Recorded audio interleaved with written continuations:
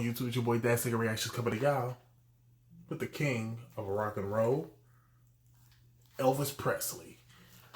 I'm telling you, man, I am so happy for many reasons. My channel is really, it goes beyond just reacting. You know what I'm saying? It's a learning thing too. I've heard artists I've never heard before. I've learned the history of artists that I've never gotten into, you know what I'm saying? Because I've heard a whole lot of things. Elvis was definitely one of those people that I heard a lot about that seemed to be wrong. You know what I'm saying? I heard a whole, like he was racist. I was hearing that he said, couldn't a black person do nothing but shine his shoes? Turns out that was from a certain person that wasn't out of his mouth, like his mouth directly. I don't trust people if it ain't come directly out their mouth. So, you know what I'm saying? You can't speak on him about in that term if he's not here to defend that comment. You know what I'm saying? But yeah, I was told about that, and I was like, he didn't say that though. That was somebody saying that that's what he said. So I'm like, I don't know. And then I'm looking at the impact that he had on the black community. So like I said before, I'm learning so much about him, and he's an incredible singer. He's an incredible singer. So that's why we're still doing Elvis. You know what I'm saying? Don't forget my Patreon is in the description where you get exclusive access, early content, and special requests. You do PayPal, CashApp, any of that is cool for special requests. So if you want more Elvis and all that stuff, you already know where to send some stuff at. You know what I'm saying? Especially if you want a specific thing heard, you already know. But this is Elvis. This was highly demanded, by the way, singing how great they are. He was telling me to get into some of his gospel stuff. But y'all also was telling me Elvis in the black community. Elvis in the black community was another thing. And it was making me question if I should have done that. Let me see something. Elvis, black community or something like that.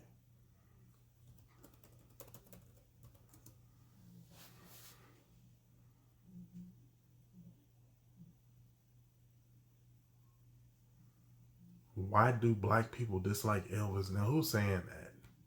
Let's see what this is about. We'll go back, but I want to see what this is. What is this?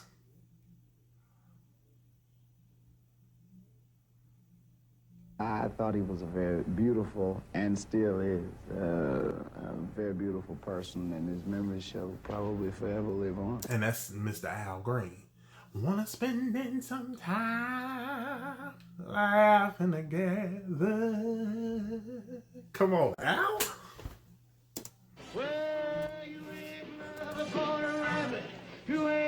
See, I'm watching this simply because I want to hear about Elvis. You know what I'm saying? I heard a lot about Elvis, and it was never really nothing in no crazy incredible light. You know what I'm saying? Like, probably forever is. I thought he was a very beautiful, and still is, a very beautiful person, and his memory shall probably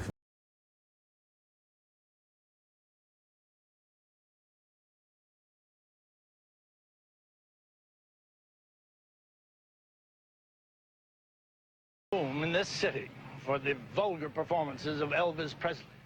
It's shocking. I watched him gyrate his legs and swivel his hips. And our parent-teachers group feels he should not be on television. Lady, if you don't go somewhere with your Betty Davis looking... Shout out to Betty Davis, one of the greatest actresses ever. His legs and swivel his hips. And our parent-teachers group feels he should not be on television. We've set up a 20-man committee to do away with this vulgar, animalistic, nigger rock and roll bop. Our committee will check with the restaurant owners and the cafes to see what Presley records is on their machines, and then ask them to do away with them. You've learned anything from the criticism leveled at you? No, I haven't. You haven't, huh? Because I don't feel that I'm doing anything wrong. You ain't nothing but a hound. Talk, Elvis. He said, I don't care what y'all got to say. I'm doing me. What Presley records This on their machines. This is important to watch. And then ask them to do away with them. You've learned anything from the criticism leveled at you? No, I haven't. You haven't, huh? Because I don't feel that I'm doing anything wrong. You ain't nothing but a hound dog, the crying old time. Rock and roll has got to go. And go it does at KWK. We're all through playing rock and roll records. This week is record-breaking week here at KWK. And after this week, no more rock and roll will be played on the air. The obscenity and vulgarity of the rock and roll music is obviously a means by which the white man and his children can be driven to the level with the nigger. It is so wildly amazing just how racist things was back then. Just because of this. Like, I walked into Walmart and said, hey, yeah, let me get this color skin right here. Like, it's just crazy. Like, that look how, like, we were treated, you know what I'm saying, by others. It's obviously nigger music. Everybody mostly turned him down. And because first thing, he had Negroes' ways. This is what they didn't, really at that time, they didn't want to accept. By black performers, and he, in essence, because of at that particular time, the kind of backwards mental capability that many people had, as judging a person because of the color of their skin, is somewhat still does exist. But back then it was worse, and he actually, because of him being a Caucasian brother, he was able to do away with that whole thing. He's 77-year-old Early Wright. That was why it was so important. He's the perfect example of what you should. This is what we wanted a lot of white people to do. A lot of white people have already done it. This is what we wanted a lot of other white people to do, especially the people who don't understand it, is do what he do. He had a platform. And back then, clearly with all the racism and stuff, he chose to say, screw y'all. I'm going to do whatever I want to do. I don't care about the color of your skin at all. Was crazy bold. And people are scared to do that to this day. Forget me. If I complain about it, I'm whining about things that's going on, the racism and stuff like that. But if my white brother or sister stand up, then it's a statement. You know what I'm saying? Like, it's a statement. A disc jockey at radio station WROX in Clarksdale for 45 years. Hi there. Pleasant good evening, ladies and gentlemen. How do you do? This is your soul man to be with you until I get through. I want you to stand by, don't have no fear. Following Jay's show, should I play one like this one from out of here? Elvis Presley.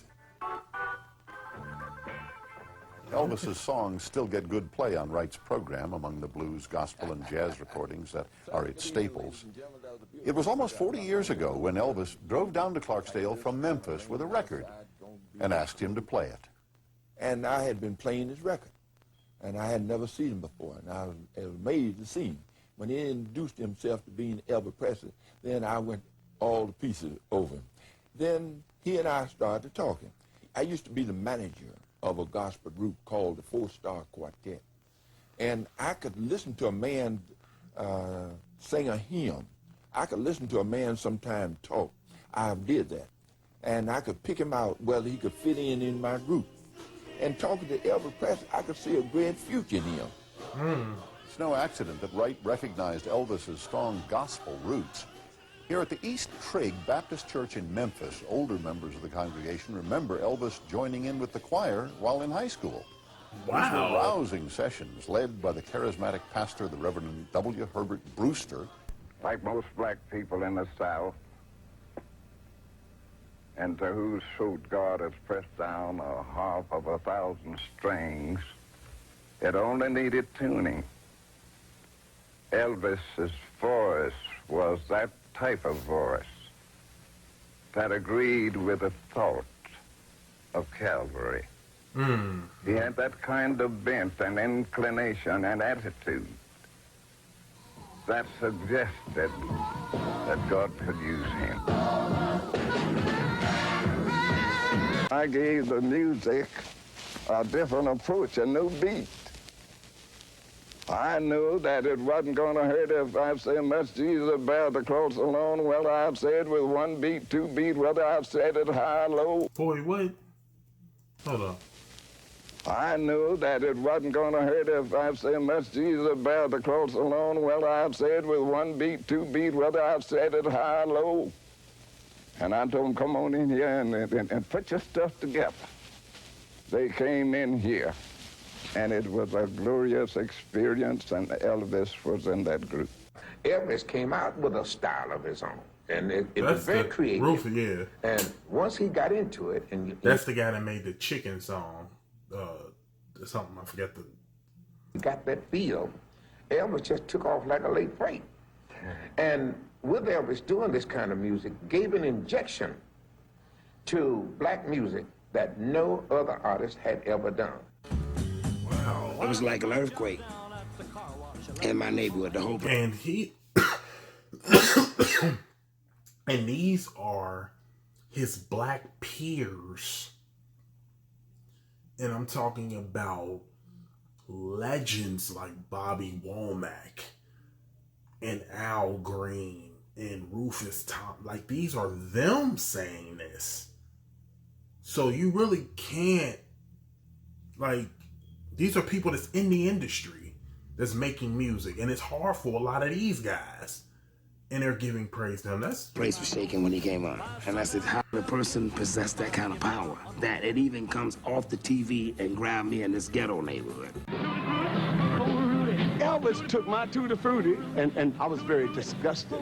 But by him singing it, he really made it bigger and made me bigger. During those days, if it was a white artist doing something, they would just say, they don't like our blacks and we don't like them either. He's nothing but a copycat. But Elvis Presley, when he came on, chicks were screaming and going crazy, and it was just like any other neighborhood. And I said, this guy's got something going, man. Elvis had something. I wonder back then, did you have to ask, though? Like, when he did Tutti Frutti, did he just do it? You know what I'm saying? Like, I think a live performance you are able to do if you actually remake the song is a difference. Because I know Hound Dog is not his. I know this Big Mama Thornton song. So I don't know how that worked out, you know what I'm saying? But nobody ever knew that. And people probably still don't know that. That made him sound like he truly meant it. And that's what made a lot of people like myself like him. I think Elvis had lots of soul. Okay, He Serena. gave it to black people. He definitely had to have soul in order to do that. I think there's ever been an artist that when Oh, his Sammy name went on Davis. the marquee, they knew he was coming. People came from all over the world. I never heard of that. Elvis did a lot of stuff that, you know, rappers do these days. 36 Mafia. You gotta have the bling when you're from Memphis. He had the bling, you know, he had a Cadillac, you know, he had like a gangster image. As the snow flies on a cold and gray Chicago morning, a poor little baby child is born in the ghetto. The song also resonates with people who've only met Elvis through his songs. Elvis talking about the hood, you know, they talking about where we come from. Paul Beauregard and Jordan Houston are the... crazy. First of all, this is 36 Mafia. I'm sure a lot of y'all probably have no clue who they are. Oscar winners, by the way. Legendary rap group. And that is crazy. Elvis is from... He was here way before I was here. And he sung and came from a place where I came from. The ghetto. You don't even really hear that often. The Oscar-winning rap duo 36 Mafia. They grew up just 2 blocks from Graceland in one of Memphis's poorest neighborhoods. I want a CD scratcher. My mom used to always listen to this song when I was young. He talked about, you know, things that she went through. You know, she had like, you know, my mom had a bunch of kids, like 9 kids. You know what I'm saying? That's how you get somebody to listen to your song. You talk about what they know about and what they want to hear. And she know about ghetto, because, you know, she live in ghetto. In the ghetto. That's it. And his mama cries. But if there's one thing she... Nope, I'm gonna fast forward that part because I'm going to be reacting to the that. keyboard. That way we can loop it like. My first line says, first I'm broke, so I hang out with the rat and roach. Actually, you know what, forget it. I'm gonna go back to that because that's it. That's it.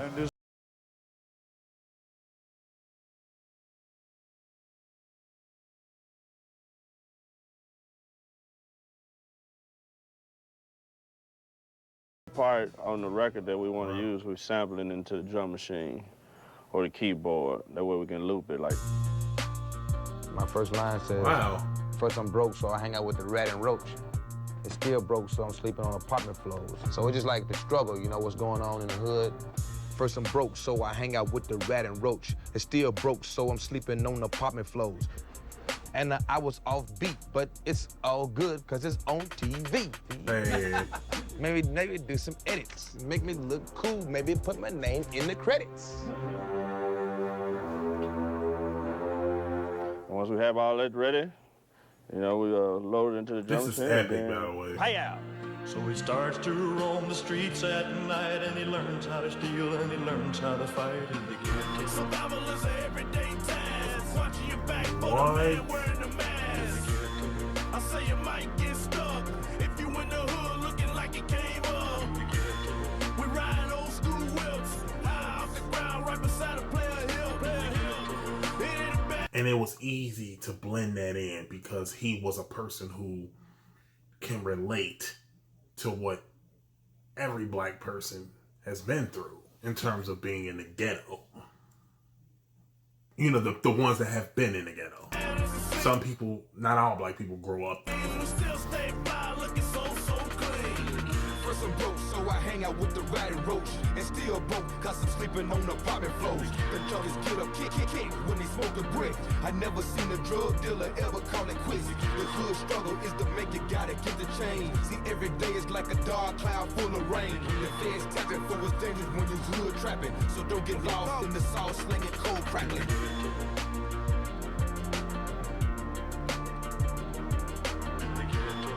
So help your brother along the way, no matter where he starts. But the same God that made you made him too. These men with broken hearts. It ain't, huh? Oh. During the 60s and early 70s, when tensions between blacks and whites were at an all-time high, Elvis demonstrated his desire for racial reconciliation in the musicians that he chose and the treatment they received. Yeah.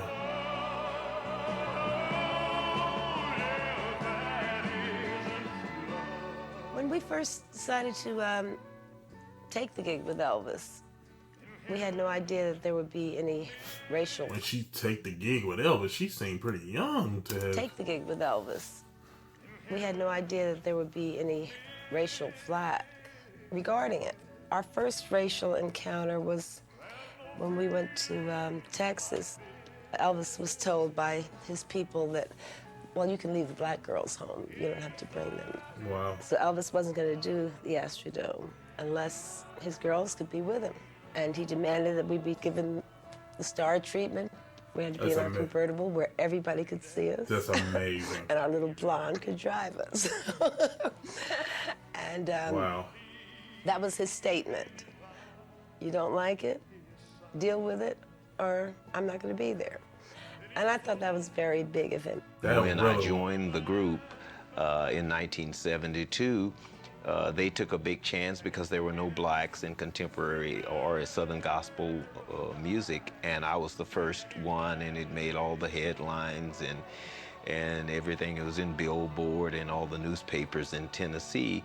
And my first time meeting Elvis was, he had a folder full of clippings of things that he had read about me. As a matter of fact, the Imperials brought me to his suite, and he gave me this folder with all the clippings, and he personally welcomed me into the family. And for a guy who, you know, didn't really know where he stood, this was very important. it's like my whole respect level for him is even at an all-time high. Like, I can officially fight for, you know, if I hear him mentioned in a car or anything, I can officially start going to bat for him. You know what I'm saying? Because I know about him now. That he acknowledged my presence and, you know, made me feel very much a part of what we were all doing. And right away, he treated me like he'd known me for years. He gave me one of those TCB chains and everything, and I was just one of the guys, and I never forgot that. And I've been around him with other people of color, and I've only seen him give love. He was very generous to people that he didn't even know. You didn't have to be of any racial persuasion for him to love you. And you know how rumors get started when there's a big star or something, the people will start rumors, well, he doesn't like this kind of people, or he... I just said that, didn't I? Just said that. I grew up hearing, that's why this is important for me to watch. Because what I thought about Elvis was because of just things that I've always heard throughout the years. I never listened to his music because I was like, it's really nothing that's, you know, relatable to me. And, you know, I mean, it was just older music. I didn't really listen to Elvis. But giving now that this is a reaction channel and I'm reacting to things for the first time, now you can really, really see it from a different perspective. Something the people will start rumors, well, he doesn't like this kind of people, or he doesn't like those people or that people. And I never got that from him. But, you know, Elvis is a whole nother thing. It's just, I think it's scary to even be compared to people in that, like, you know what I mean? Because he's such a big talent, and in his absence, of course, he's bigger than in his presence. And music marks time, so in this time period, what Elvis was to his period would be something totally different. Well, I think rock and roll, I mean, what he brought to Vegas is more than rock and roll. I mean, I think it's just so much going on out here on the entertainment front. Like right now, you'll see the likes of Celine Dion and Tony Braxton. It's a lot going out here. You know what I mean? As far as rock and roll is concerned, it's great. I mean, Elvis Presley was able to do things that haven't been able to be duplicated to this day. Black American music influenced Elvis. The fact that people say, well, he's the king of it all, king of rock and roll, is a slap in the face to those that made the music possible in the first place. Not to say he wasn't brilliant. I think he was a fantastic, talented singer. I don't think he ripped them off. I think once something has been exposed, anyone can add or take from it if they like. Yeah, that's what I thought, you know what I'm saying? And I feel like the guy he was kind of harsh in saying that. I mean, King of Rock, I mean, it's sort of like saying Britney Spears is the princess of pop. There's a whole lot of women before her that could be princess of pop. You know what I'm saying? So I don't think calling him the king of rock and roll, but it would be a slap in the face to not acknowledge that Little Richard is the architect, you know what I'm saying, the foundation for rock and roll, you know what I'm saying? So if they didn't do that, that would have been disrespectful, but him being the king of rock and roll is not a slap in the face. It's what he's done. It was what his music has done. I think till this day, I think Mariah Carey, it's the Beatles, Mariah, and Elvis. Elvis might be number 2 in number 1 hits. I know it's between them 3. Mariah Carey might be number 2. Elvis might be number 3 now. Because I think she just surpassed him. You know what I'm saying? But he has 18. I'm talking about the Hot 100, by the way. He has, I think, 18 or 17 number 1 hits. So he put in the work to be the king of rock and roll. So yeah, I think that's a stupid statement dude made, but whatever. He was just so great, so popular, so hot, so anything that he played, it became a hit. To me, they didn't make a mistake when they called him the king. The only thing I want to know, was he my friend? Did I enjoy him as a performer? Did he give the world of entertainment something? Yes, on all counts. And that's the name of that tune. He was a bundle of energy set to music. And that echo will never die. Wow. That echo will never die. Wow. I just see him in such a different light now. Oh, it's a part 2 to this. There's a part 2. We'll get into that one. But man, seriously, you gotta have a respect level. Is just different, you know what I'm saying? Because now I'm getting caught up on my history. You know what I'm saying? All through school, this is not what I knew of him as. I didn't know nothing about this part, like him, you know, being a big part of the black community. I didn't know that at all. I thought it was the complete opposite. You know, and I'm still young. I'm only 33 years old, so I mean, you know, I didn't know. You know, I was too young. You know, but yeah. This is why I love this. And thank y'all so much for watching. Comment, like, subscribe, follow me on all my social media platforms. Everything is in the description to the next video. Peace.